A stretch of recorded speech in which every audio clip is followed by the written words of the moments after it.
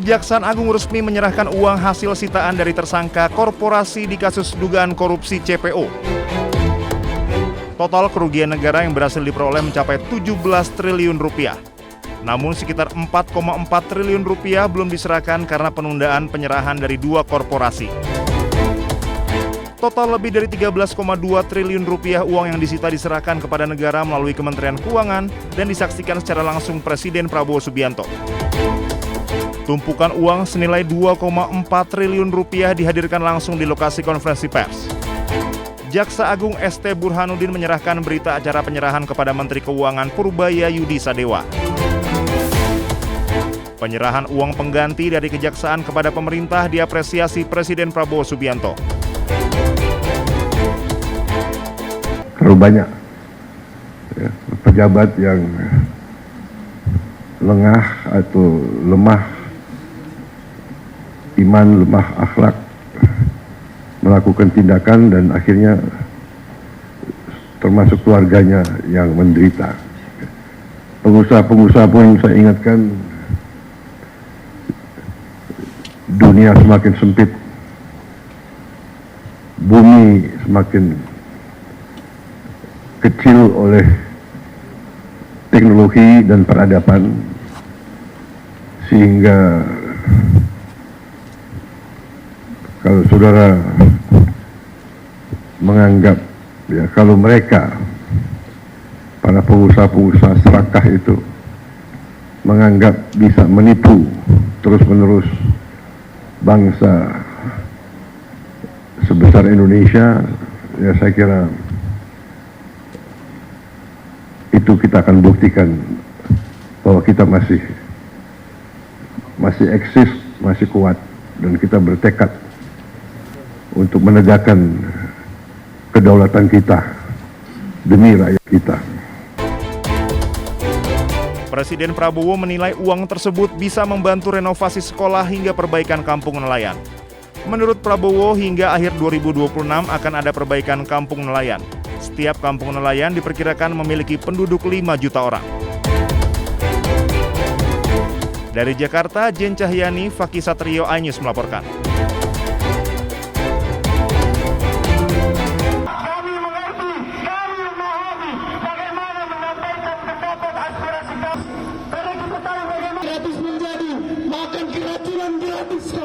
Yang memang pelajar-pelajar, siswa-siswa dari itu ketika bisa tunjukkan di depan Anda merdeka untuk ojek online, mahasiswa bersatu untuk menjawab tidak soal pendidikan, kawan-kawan sekalian. Kemudian untuk mewujudkan pendidikan ataupun jika jabatan Anda sebagai presiden dan wakil disempurnakan oleh kawan-kawan orator lainnya. Sekian dari saya. Kepada Bung Rahman.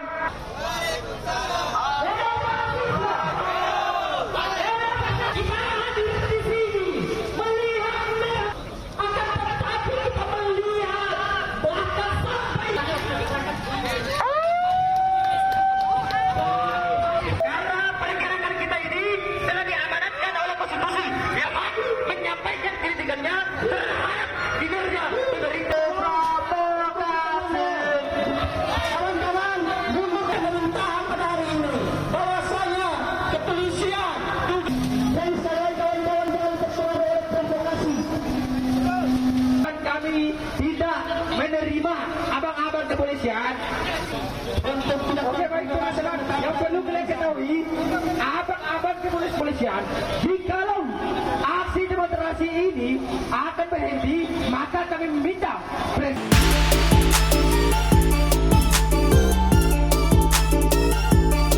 Setelah mengakhiri kerjasama dengan Patrick Kluivert, PSSI akan melakukan evaluasi menyeluruh atas kegagalan Timnas Indonesia lolos ke Piala Dunia 2026.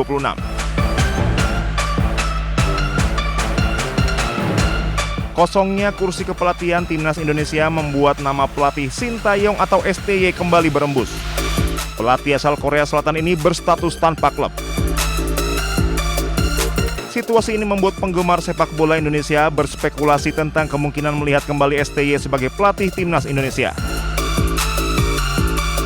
Sintayong sendiri dipecat PSSI pada awal tahun 2025.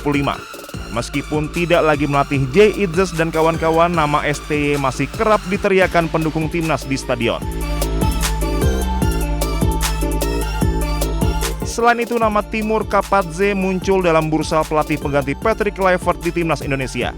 Kapadze merupakan pelatih yang mengantarkan Uzbekistan untuk pertama kalinya lolos ke Piala Dunia. Kapadze mampu meramu timnas Uzbekistan menjadi tim yang tidak terkalahkan. Dalam 8 laga sepanjang Januari hingga Oktober, tim berjuluk Serigala Putih ini menorehkan 5 kemenangan dan 3 hasil seri. Tak hanya lolos ke Piala Dunia 2026, Kapadze juga berhasil menjuarai Java Nation Cup 2025, yakni kejuaraan sepak bola untuk negara-negara Asia Tengah. Pada Oktober 2025, Timur Kapadze turun pangkat menjadi asisten pelatih ketika Federasi Uzbekistan menunjuk legenda Italia Fabio Cannavaro sebagai pelatih timnas senior Uzbekistan. Dengan kedatangan Fabio Cannavaro menjadi pelatih kepala di Uzbekistan, nama Timur Kapadze kini mencuat dalam spekulasi pengganti Kluivert di Indonesia.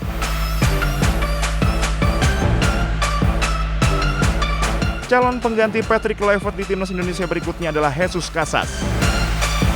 Ex-pelatih timnas Irak ini masih belum terikat kontrak sejak dipecat Irak.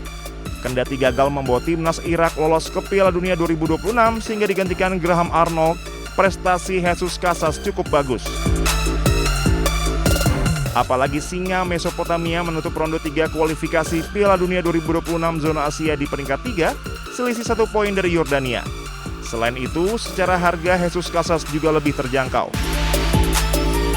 Gaji Jesus Casas saat menangani timnas Irak $1 juta per tahun. Louis van Gaal juga menjadi salah satu kandidat pelatih timnas Indonesia menggantikan Patrick Kluivert. Kedekatan dengan budaya dan bahasa Belanda serta reputasinya sebagai pelatih diharapkan mampu membawa Indonesia berprestasi. Masalah gaji yang harus dibayar PSSI menjadi faktor utama untuk merealisasikan Louis van Gaal melatih timnas Indonesia. Louis van Gaal menerima gaji sekitar 47 miliar rupiah per tahun saat menangani timnas Belanda pada periode 2021 hingga 2023. Selain itu, letak geografis dan usia van Gaal juga menjadi pertimbangan lain.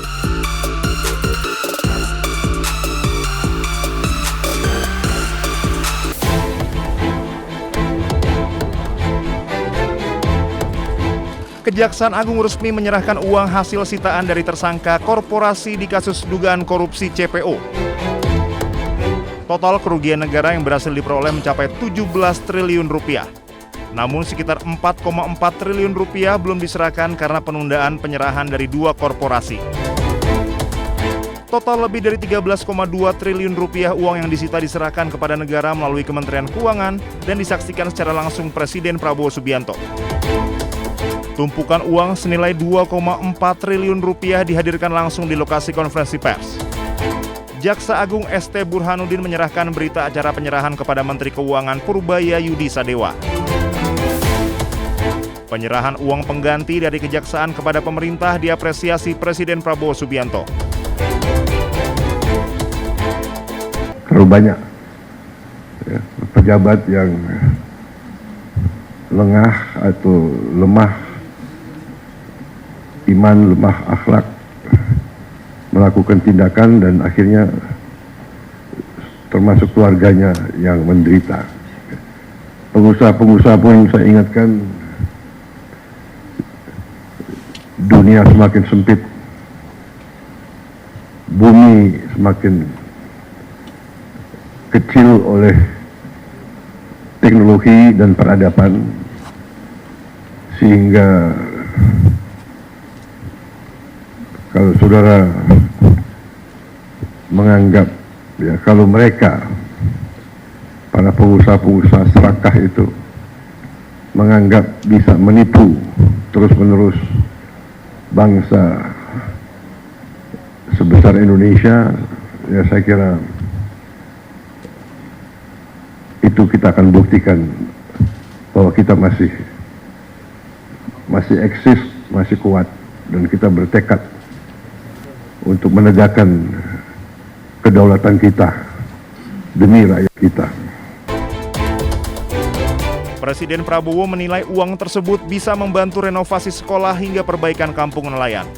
Menurut Prabowo, hingga akhir 2026 akan ada perbaikan kampung nelayan. Setiap kampung nelayan diperkirakan memiliki penduduk 5 juta orang. Dari Jakarta, Jen Cahyani, Fakih Satrio, iNews melaporkan.